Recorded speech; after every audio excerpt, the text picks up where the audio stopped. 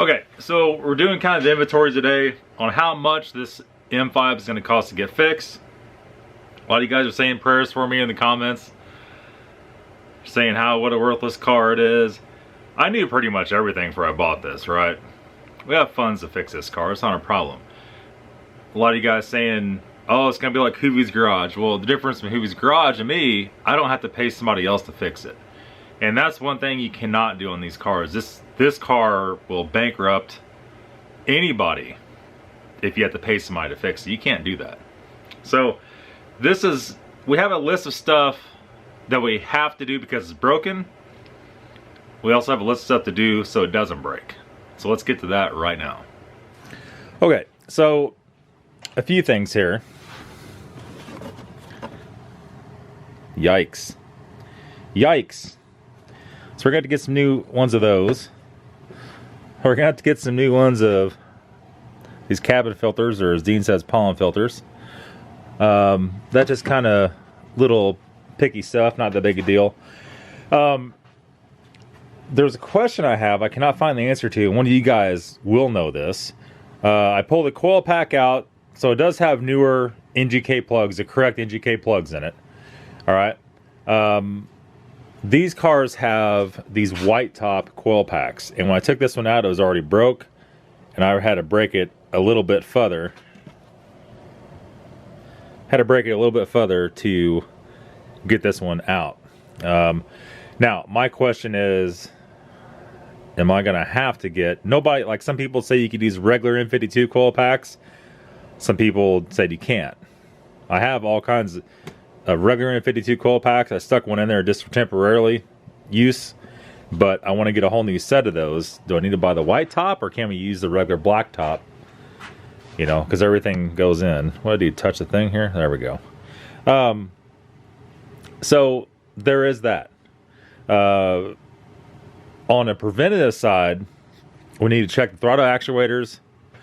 If those need new gears, at this mileage, if somebody's done the throttle actuators, it does need new gears, like $100 for the new gears. I'm not gonna buy a whole new set. We don't need to do that. We'll clean other gears, the grease off the gears. We'll go through and put new gears on the ones that are replaceable, and we're done. $100. All right, so let me see here. The ECU cloning, we're going to clone that here. There's the old ECU and the old CAS. I already have everything ordered for that. That was $80-ish to get all the hardware here. Now, I don't know how to do that, so Dean's going to do that for me, and that'll be done. That's not something you could just do real super easy by yourself. You don't know what you're doing. So to have the bench stuff here to do that for this ECU, MSV80, MSV70, and all that stuff is something I thought was worth $80 doing. Because let's just face it, the chance of me buying another one of these cars that needs, you know, not an M5, but an E60 or something needs to be cloned because of water damage is probably pretty good. Let's be honest. Or some kind of brick ECU for whatever reason, and so forth. So, the next thing is the rod bearings. I don't know if anybody's done the rod bearings in this. I'm assuming not. I'm the kind of person, I don't really care if they have or not. I want to do it with the rod bearings I want in it, so we know we're all good. Put you guys back up here so I don't move around. And we'll do the rod bearings, which are about $200 for ACL race bearings. We'll do APR rod bolts, which they're price gouging everybody on those, like $380 for a set of bolts, right? It's because they know everybody needs them for this engine, so they jack the price up 3 times the price. That's how it works with almost anything anymore. So it's basically $500-ish just to do the rod bearings. Now, also the Vanos pump. This car had the recall for the Vanos pump. We've already looked at the VIN for it. This car should have had that done. I won't be able to tell if it has done. I'd call the dealer and ask them, but who the hell wants to do that, right? I can tell by looking at the pump if it's been done or not. If that has not, and that's not covered under any kind of warranty, that's about $1,500 for the updated pump. It's a lot of money for a little tiny little pump, right? There again, they know everybody needs it. The price goes through the roof. and you have to sim your oil pump. We need a dial indicator for that. Once we set that up,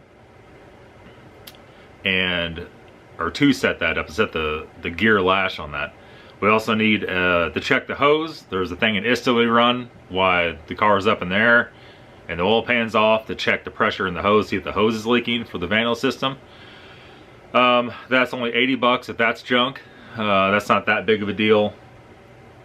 And of course, we'll probably run Royal Purple 5W50 in this car. Oil change for that wasn't that much, 65, 70 bucks. All right, so like all that stuff doesn't have to be done, but we want to do that, so we're not replacing the engine.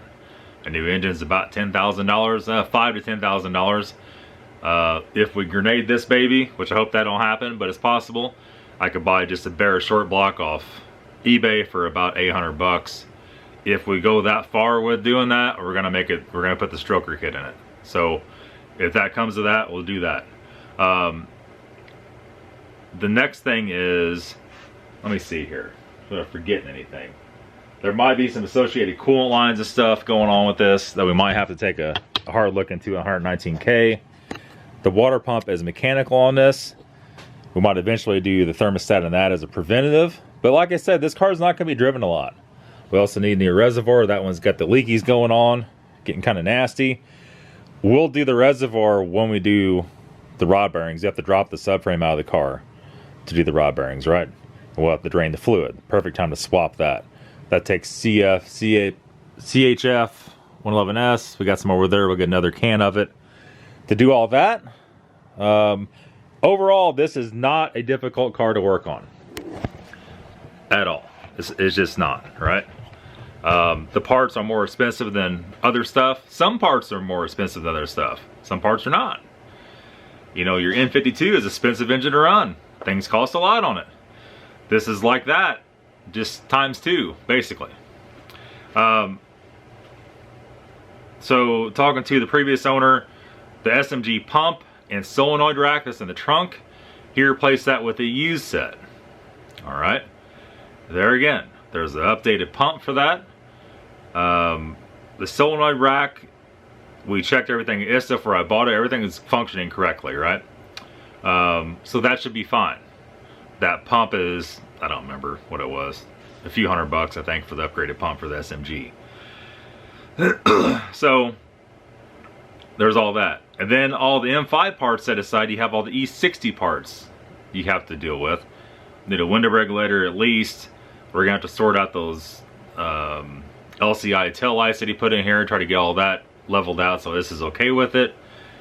The battery that was in it, there again, you guys are mocking me on the battery thing. Why not to buy those big giant batteries? And the battery that was in this thing, it was in the trunk. He said it would work, but it was real weak. That's just storybook situation for those big giant BMW batteries. So he has another battery in it. I was in there last night. I didn't look to see if it was an acid battery or if it's one of the original types. I don't remember. We'll look at that. If it's the acid battery, we'll go ahead and tell the car it has that in it. That doesn't cost us anything. 100, basically on the original odometer, we have 101,000 miles on it, right? So we need to look at thrust arms and all that stuff too. I don't know. Everything seems okay, but who knows? So overall, right now, in stuff that we know we have to do, like everything that's, well, we don't even know, because I don't know about the coil packs. Those white coil packs are $100 a piece. Goo, I know, right? I could buy all 10, I think, for about $200 of the black ones. So that's what I'm thinking. If the black ones will work, we'll do that. So that's $200 to $1,000, right? Obviously, if we can't use the black ones, they have to use the white ones. I'm just going to buy one white one for right now. It seems like there's no issue with the rest of them. When we do the rod bearings, we also have associated pieces that go with that. We need to buy new O-rings for the pickup tube for the main oil pump. We have to take that off. We need which that was just a few bucks, right? Need an oil pan gasket. I didn't look at the price of that. I would assume it's $25-30 for that, at worst case, for a factory one. And associated power steering stuff, probably $30 for that, for the reservoir filter and the CHF fluid. So overall, what has to be replaced with the ECU cloning and all that, we're probably down to $200-300 just to get the car running. And tires, depends on what kind of tires you want. It was $300 to $500 for tires. We're just gonna say what the car needs right now, $1,000 will get it all, including new tires and all other nonsense that it needs. Right? Okay, $1,000 is not that bad. How much did I pay for the car? Everybody's been just nagging me to death over this. The 1600, I didn't want to say how much. I'm still not gonna say how much I paid for that car, because I think that's gonna, I don't want somebody coming in, thousands of people coming to offer me $500 over what I paid for it, because I don't want to sell it for that. It's not worth that. The book value on the 1600 is the high Kelly, or the high NADA on it in unrestored condition, is $29,000 for the 1600. That's just because they're made out of a non-galvanized metal and they're all gone, right? There's no more. So the value's through the roof. This car, the book value on it is $12,000 to $15,000, depends on where you live and what you got and how many miles is on it and all that. I paid $7,200 for this car. Okay, here's my opinion on the E60 M5. It's at the bottom right now. They're not going to get any cheaper. It's the last and only V10 race engine BMW ever put in the car. The car will be worth a lot down the road, because as they're having updated rod bearings that came out, updated pumps and stuff that fixes a lot of the issues. In the future, the cars won't be near as scary to buy. So we paid $7,200 for the car. If I just put $1,000 in it now, just to get everything up to par, I have $8,200 in it. The cheapest one around here for sale anywhere is like $15,500. All right. So let's say we do the rod bearings. Let's say we got to do a $1,500, worst case $1,500 Vanos pump and line and stuff. Let's say we put another $2,000 in it. All right. Okay, so we're gonna have 10.2 in it if we go kind of crazy with it. We could probably get the paint and everything fixed for that, right? The paint's not gonna cost that much to fix. Get the car, let's say we just go radical with it and have $11,000 in this car. All right, at this very minute, the car's worth, well, I can't find one cheaper than $15,200, $15,500 right in there. I think that's gonna go back up over this next year or two. So these cars would be worth, in my opinion, will go back up around $20,000 in the next few years.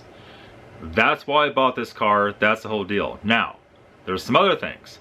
We also, in the meantime, make some very nice videos for this on the channel. We have some fun with it on the channel. Granted, nothing grenades itself. I don't think that would be the case after we do all the necessary upgrades. That's the story behind the M5, why I bought this. Was it the best choice for the channel? I don't know, but it was only a little over $7,000, so that's not really gonna break the bank by any means. You know, paid for it in cash, so there's no payments, there's no nothing like that. Whatever insurance costs, we'll throw insurance on it. Whatever that costs a little bit to get the license plates on it, and that's it. If we go out and grenades the engine, it can sit here in the shop until I'm ready to fix it. Now, tomorrow, I'll try to order the lift. I didn't want to do that after just buying 2 cars in the last 2 weeks, but I'm gonna have to do that because I can't really make videos on this car until we have that. I can't make videos on redoing the 1600 until we have that. Hope I can order that tomorrow. I hope next week it'll be here. We get that baby set up and plugged up. So between now and next week, I need to drop the electrical line in for it. It takes 220. I should have everything here to do that with. Get everything prepped up as much as I can. When we're installing the lift, I'm gonna have to move the E90 and a couple other cars out. We're gonna do that. Now, I gotta be careful here because my uncle and cousin's coming back here this next month. and we're going to start building more house. So it's a little bit of a money juggling situation, and I talked about that before. I'm looking to get rid of that blue E39 and the blue E90. E90 probably a little bit later. And I would like to buy the F30 or F10 when I sell the E90 with that money. I think we could do that. N63, been seeing a lot of those cheap. I just think that that's worse than this car. N63 is going to cost more to fix than this. And N63 stuff isn't worth that much. This stuff's worth about 10 grand right now. A blown up one's 5 grand. An engine's 5 grand. You're right back to 10. There's no... You're going to have to get a blown up one for like 3 grand to make that work out. And hope it doesn't blow up again. That might be down the road. I do want to do that engine. But there's some other stuff with the N20 I like to do first. And maybe even N54 or N55. We'll see. That's all up in there. That's where we're at with the car. A lot of you guys are asking, thought I better make this video. That is going to be it, guys. Stay tuned right away. Hopefully in the next 2 to 3 days, we have this ECU cloned and this hog's out driving. I'm going to go order these filters for this thing right now. And anything else I could figure out. We'll see y'all very soon. Have a good day.